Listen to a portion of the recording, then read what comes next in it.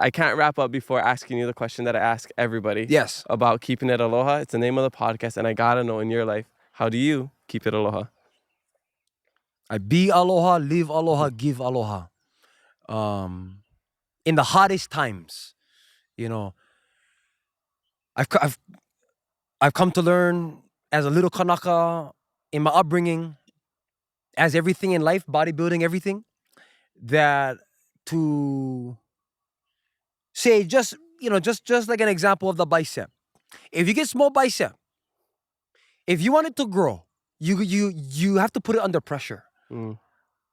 So all the tissues are put under pressure, is able to expand, and then to recover even stronger. So like spiritually with aloha, it's the same way. The only way to truly live aloha is to you being put under pressure in times where the last thing you want to choose is aloha, and you still choose it. And you still choose it.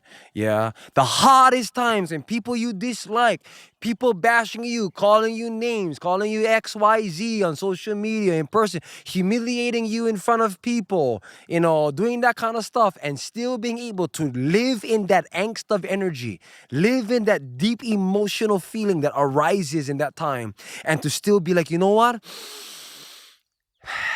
Everything has its place. I choose aloha above all. I can still love you and disagree with you. I don't have to like you. I can still give my aloha to you. Yeah. And this other way, I guess I live aloha, is to choose to ho'okole ana every day, to identify each responsibility that I have to my family, but to myself first. Then to my ohana, then to the lahui, Hawaii, humanity, the world. Because there's kuleana at every tier. That's aloha, is having an understanding of where you fit in to give who you are to the world in a way that helps the world to become a better place for our children.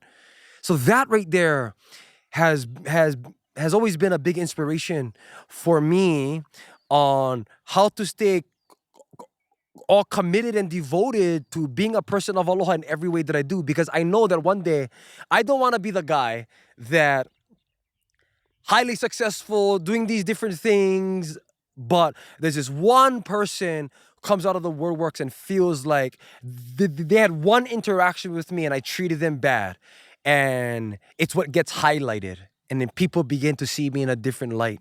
So this puts a responsibility on me to be a kukulu, to be a pillar of aloha that people are able to see, to encourage, to live, to be inspired by, and to understand that to be this is not easy.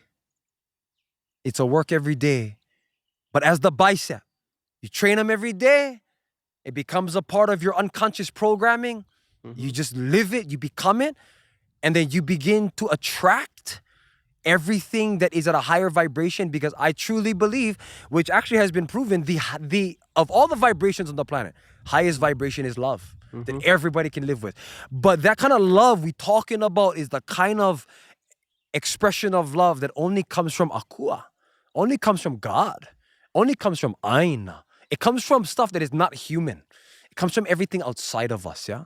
And that's the kind of space and frequency that the spirit of Aloha lives at. Hence, our mission statement in Awakened Aloha is to inspire a world where the spirit of Aloha is the heartbeat of humanity through a reconnection to culture and a rediscovery of our ancestors. Because when you discover who you come from and you practice where you come from, then the byproduct is living in alignment. That is Aloha. Beautiful. Oh! Yeah.